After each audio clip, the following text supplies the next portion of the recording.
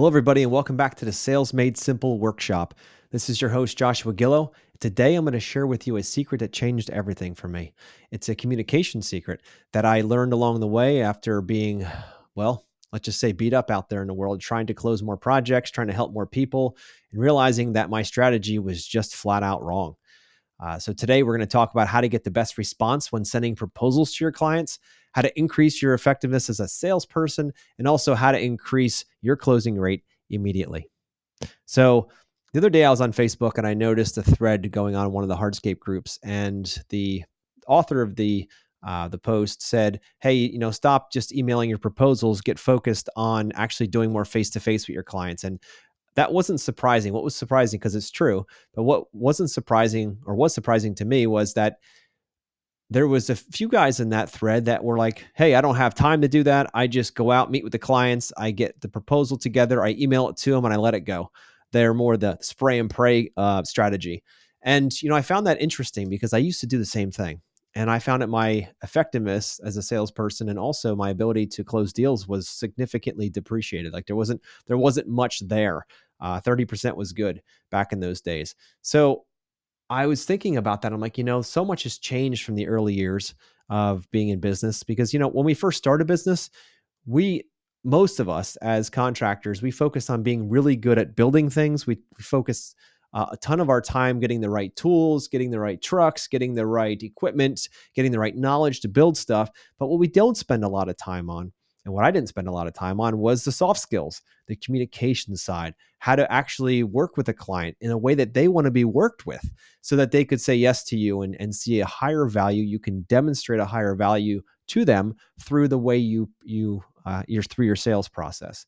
So I want to share with you what I have learned along this process. And what I did after many years of a low closing rate is I realized there must be something else. I see others out there that are closing much higher rates, and I'm curious, how are they doing it? So I started to do some research. And what I found was back in the 1950s, a psychologist and researcher of body language, his name was Albert Moravian, he started to break this down. He started to study communication in general with people. And it's not specifically with contracting, but in general, communication. And this goes all across the map. So what he found, this is the groundbreaking study that opened up a lot of this conversation around communication, is that there's this rule, this formula that he created. It's called the 55-38-7 formula.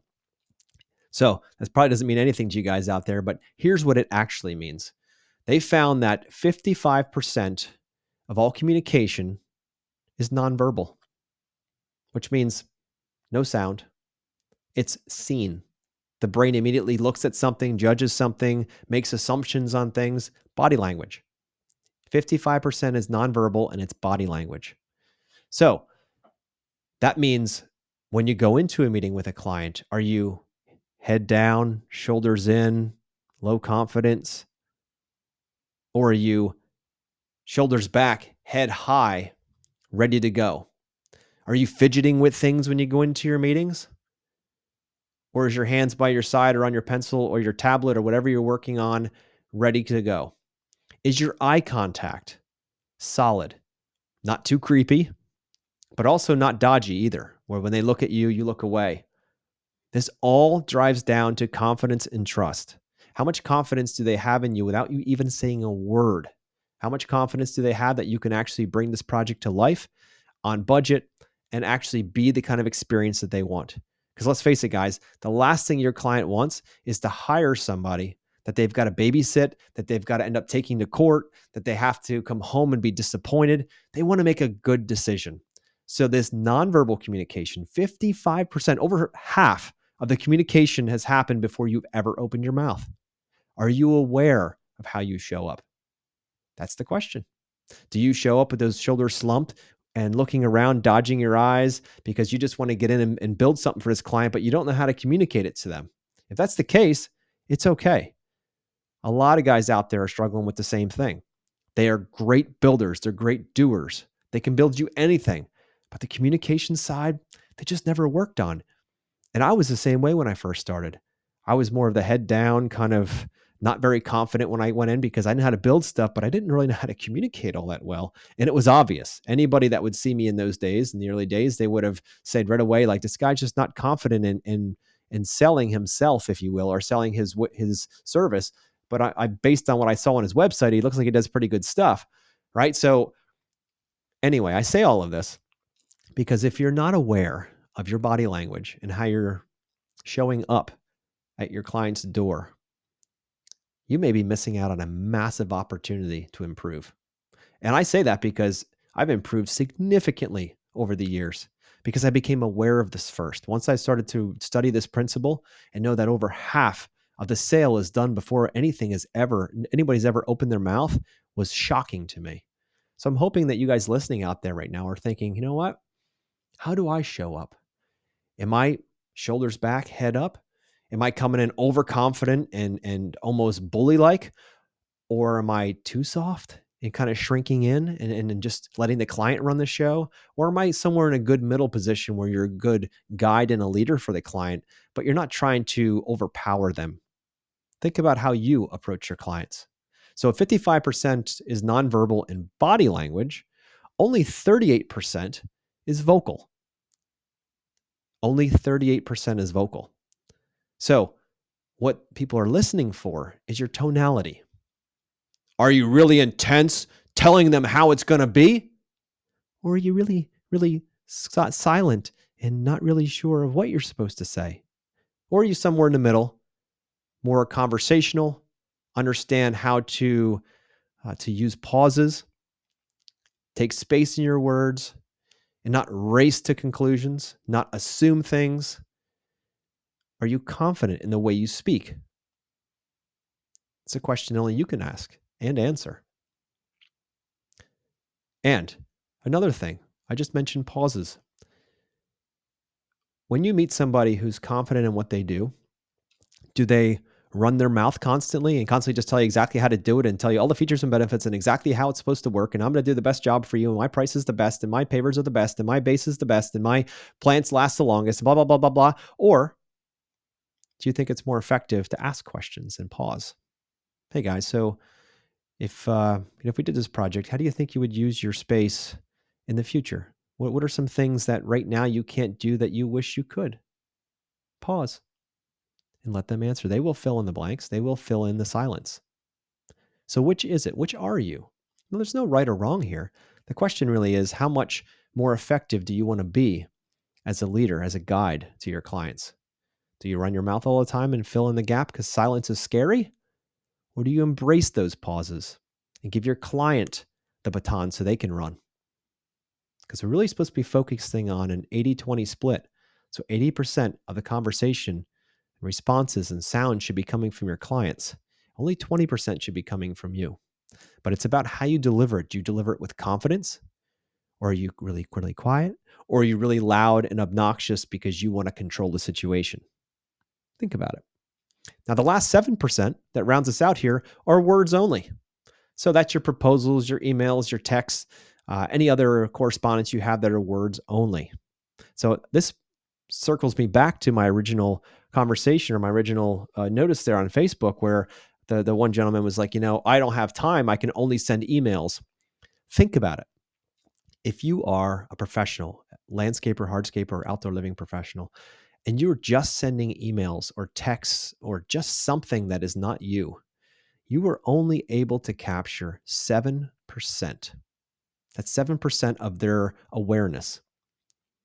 So that makes 93% of curiosity, maybe distrust, maybe just open lacking. If your clients feel like they're missing something, they're most likely going to go with the contractor or the professional that is going to deliver as much as possible that's on their plate. If they only get an estimate from you or proposal via email or text, you're forcing them to take that proposal and put it next to the other two proposals they got that were emailed or text over, because that's what contractors do. The old world contractors, they do it that way. They look at it and they say, okay, which is the cheapest number? Because there's no way to differentiate company A from company B from company C. So let's just go with the lowest number because they're all equals in their mind. So think about it. If you're just emailing those proposals out, you are now at the lowest space for them in their mind. You are at the lowest value for them. Now, if what you just learned today is true, what if you were to decide, you know what, instead of me just emailing these proposals out, I'm actually going to have a phone call with them first and then send the proposal over. That's great. They can hear tonality, the vocal, and they can hear the words. So 38 and 7 still isn't 50%. Imagine if you were to take one step further, take a little bit longer, maybe serve a little fewer clients, but serve them better and deeper and more intentfully. Your closing rates will go up right away that way. But anyway, what if you jump on there and say, look, if I'm less than 50% effective, if I just use vocal and words, what if I stood in front of them, spoke to them, presented my proposal, my design? You are now working with the body language side. Be very aware of your body language. So 55%, you're in. Your vocal, you've thought about your vocal, you've listened to it, you've recorded yourself at sales presentations with your little iPhone in your pocket or a little recorder, just for your use of only, of course. But you can listen, because once you listen to yourself, what you actually do versus what you think you do and say during a meeting will shock you. So do that. Record it. Go back and listen to it. Cringe. Trust me, I've cringed many times in the very beginning when I started doing this. And then I was like, wait a minute here. There are so many things I need to work on to get to that point. But imagine 55%, you're in front of a client. So the body language is good. Your vocals are good. Tonality is good. You're good mid-range. You pause. You're very purposeful in your communication. You don't answer questions that weren't asked. You are a leader for your client. You're already way above. You're at 93% already. And now have the right words and the proposals. Man, you have such a higher probability of bringing that client around and guiding them. What the client wants is to do business with someone that they know, like, and trust. And you just can't do that if you're just emailing a proposal over, if you're just texting something over. So today, guys, I hope you've learned that the main objective here is to get in front of your clients, work on your eye contact, your confidence. Do you fidget? Is your head held back and your shoulders back as well? Are you there to serve? Do you talk more or listen more? Or are you just trying to spray and pray method where you're just shooting proposals out via email and text left and right and hope like hell that some of them actually turn into projects? That's one way to do it, but that is a hard way. And it's definitely a way you will never scale a business. It's the soft skills, ladies and gentlemen, the soft skills that we're talking about today that catapult you into another stratosphere. It's the things that are non-build related, that are human to human contact, that change the game forever. And the cool part about this, guys, this doesn't just work in business. This works in all relationships when you start understanding these things. And once you start seeing them, you can't unsee them. Once you learn them, they start becoming part of who you are. And this isn't about changing you and you're not good enough, so you need to change. It's about awareness. It's about becoming more aware of how you're presenting yourself. Are you showing up in dirty work clothes and a cut off jeans because that's what you did all day and you just squeaked in at 5 o'clock for that meeting you're supposed to meet at? And you get there and a client looks at you and says, man, where did you just come from the job site? You going in way overdressed and trying to show off that you're a designer or you're professional. Like what does that look like? What are your clients thinking? Is your eye contact good? Is your head held high, shoulders back? Are you confident? Is your tonality strong? Are you pausing? Do you have great wording? Do you have great descriptions within your proposals so that you can set expectations for your clients that they can line up with or not align with, so you can make adjustments when their proposals, not when the project is running full swing and your client throws you a curveball and says, I thought that this was included. I thought we had an extra 500 square feet over here. I thought the water feature was included. You mentioned it during your proposal, but it's not listed there. You mentioned it during the design, but it's not in the proposal. So they expected it, but you never put it in. You missed it. Now what happens? Are you taking the time? This is the stuff that great businesses focus on. This is the stuff that takes people from under $1 million to way over $1 million. This is the line where it happens.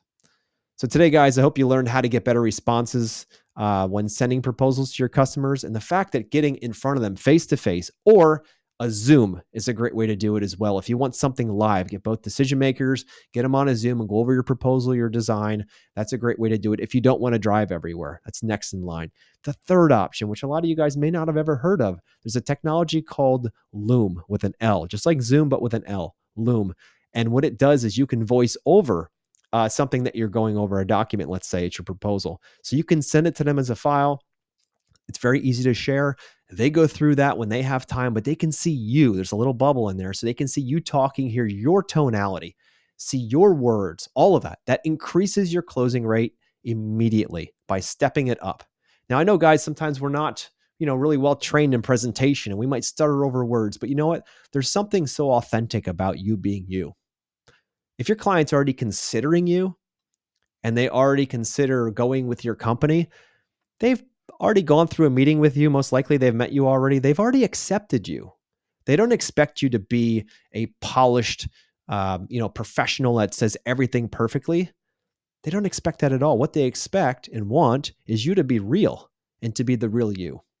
That's really what they want. They don't want some show. If you're going up to the front door and pounding on the door to get in the house to have your meeting and your heart's racing out of your chest and you're completely out of your element and you pound on the door and Mrs. Jones opens it up and you walk in and you're like, all right, it's showtime. I got to put on a big show for them. You're doing this all wrong.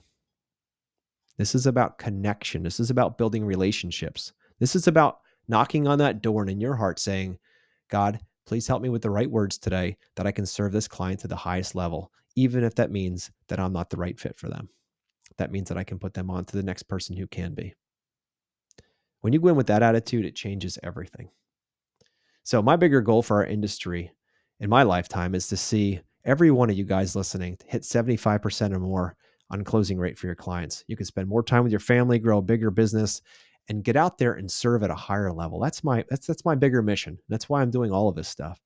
So guys, if you want to, what we have here each Wednesday morning at 9 a.m., I have a free Sales Made Simple workshop that we're going to be doing in order you guys bring whatever you're doing currently in your sales process. Even if you don't have a sales process or you do, bring those things in, different walls you keep hitting with your sales process. You keep clients, they ghost me at this point. As soon as I send that proposal, they ghost me. As soon as I get out there and do a design, they ghost me. As soon as I get all my work done, send it over to them, and they have to look at 3 other bidders, they ghost me. Like wherever it might be, maybe it's the phone call, maybe it's your lead quality. Those kinds of things that we're going to discuss and talk about. My goal is to help you through that process and help you streamline your sales process, whether it's very basic or whether it's very elaborate, so that we can get you to that 75% or higher. So guys, if that sounds good to you and you want to join us, it's free, costs you nothing. It's my gift back to the industry. Yeah, you can simply text sales to 55444, and then you'll get a link to come into the class on Wednesday mornings, 9 a.m. Eastern. It's a Zoom call. And we're going to meet together, listen as a tribe, build a group that's going to go out there and be able to help our industry be more profitable, be more effective, and be more professional. Because you don't go to your doctor and question their prices. You don't go to your lawyer and question their prices. Why the heck do people come to contractors and constantly question their prices? And the answer is because we let them. Because there's no unity around the soft skills that those doctors and lawyers are taught in school.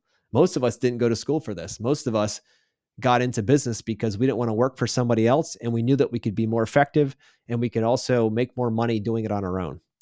So now's the time we can lean into those soft skills, because that's the bridge between under $1 million and well over $1 million. It's the soft skills, guys. So thanks for listening. Hope to see you in class.